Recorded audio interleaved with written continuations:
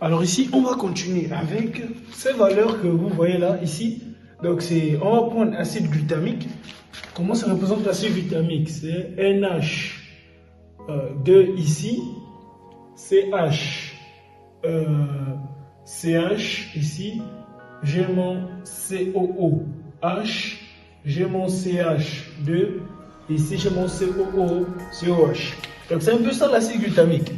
Ici le but c'est quoi? Le but c'est de trouver le point iso-ionique. Cette fois-ci plus de façon théorique comme ce qu'on a fait, mais on va aller de façon pratique.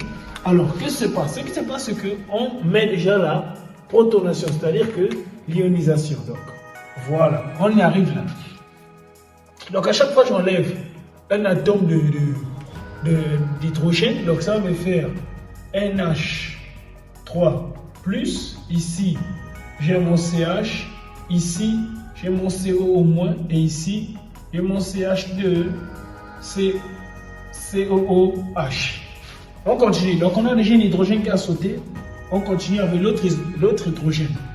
Donc ici, ça me revient toujours NH3+, ici, avec CH, ici CO- comme d'habitude, après CO- ici.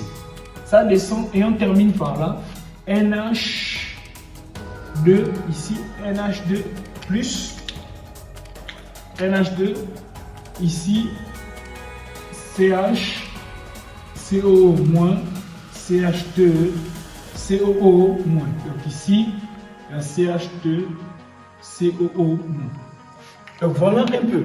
Donc ici, on cherche le point iso-ionique. C'est-à-dire quoi? Le point iso-ionique, c'est un point où, à cet instant T là, c'est-à-dire qu'il y a autant de charges positives que de charges négatives. Alors ici, lorsque je regarde ici, en commençant par là, je me rends compte qu'il y a des charges dans le milieu s'il n'y a que des charges positives. Alors ici, je me rends compte qu'il y a autant de charges positives que de charges négatives. Mais ici, on se rend compte de quelque chose. Il y a plus de charges négatives que de charges positives parce que j'ai 2 moins ici. Alors en bas, en terminant, c'est la même. Ici, j'ai 2 moins et un seul plus, et en bas, je n'ai que 2 moins. Alors, si je décide de tracer quelque chose, c'est-à-dire que je vais tracer ça comme ça, je vais mettre acide aminé ici, je vais mettre acide aminé là, c'est bon?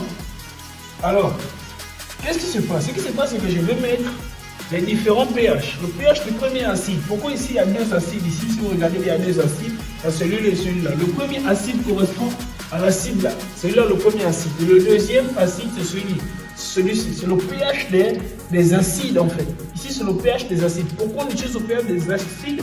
Parce que le point iso-ionique s'approche ou bien se représente, ou bien il est atteint par le canal d'une mesure qu'on appelle le pH. Le pH, c'est autant de charges positives que négatives. Voilà. Donc ici, déjà, on arrive. Alors, on a ceci. Premier truc, au début, qu'est-ce qu'on a? Bon, ici, je vais mettre acide aminé. Hein. Acide aminé, acide aminé, acide aminé, acide aminé ici. Alors, au début, combien de charges positives j'ai ici? Combien de charges positives j'ai ici? J'ai une seule charge positive. C'est bon? Donc, au début, j'ai un plus.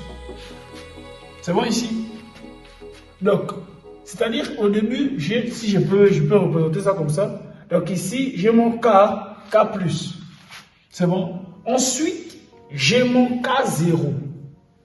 K0. C'est bon? Voilà. Après, ici, j'ai ce qu'on appelle un K-, et là, j'ai un K de moins. Alors, qu'est-ce qui se passe ici? Ce qui se passe ici, c'est quoi? C'est que, ici, là, je vais mettre le pH du premier acide. Donc ici, lorsqu'on est à l'état 0, ici, on se rend compte que quoi? Qu'on a un pH à l'état 0, on a notre base, on a 2,13. Ça, c'est le pH de mon premier acide.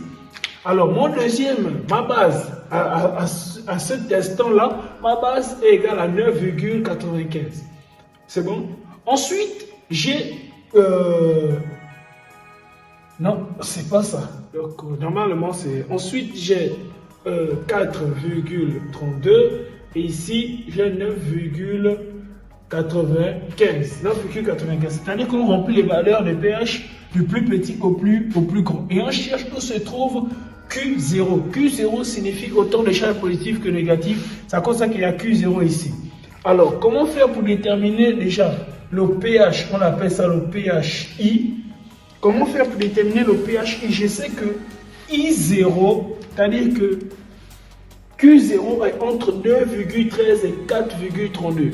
Donc, je vais faire la somme en fait, la valeur ou bien la moyenne. Je vais faire une moyenne, c'est-à-dire que ici, je vais avoir mon pH, mon pHI qui sera égal à 2,13 plus 4,32, le tout divisé par 2. Et la valeur que je vais obtenir est ce qu'on appelle mon pHI, autrement dit, mon point iso-ionique. Donc c'est un peu ça. Donc ici, comment on calcule tout ça? Lorsqu'on calcule tout ça, on trouve une moyenne d'environ 3 et quelques. C'est bon? Donc 3 et quelques. Donc le 3 en question, c'est bel et bien le pH ici. C'est bon? C'est le pH ici. Donc, si vous me permettez de calculer ça à la calculatrice, donc ça fait 2,13 plus 4,32 sur 2. Voilà, ça me donne un 3, vraiment un 3 et quelques. Hein, c'est un 3 et quelques. D'où mon pHI égale à 3,22. Voilà, 3,22. Donc, autrement dit, mon pHI égale à 3,22. Si mon pH iso-ionique égale à 3,22, ça veut dire que ma solution a des caractéristiques. Ma solution présente des caractéristiques d'un acide. C'est-à-dire toute cette solution-là, c'est un acide.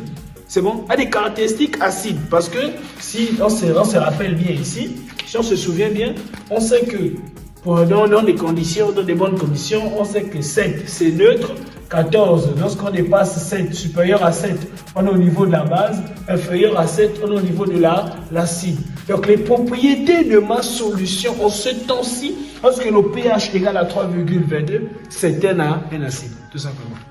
Et je sais que c'était un peu compliqué. On va comprendre encore une autre solution pour essayer d'expliquer ça avec plus de détails.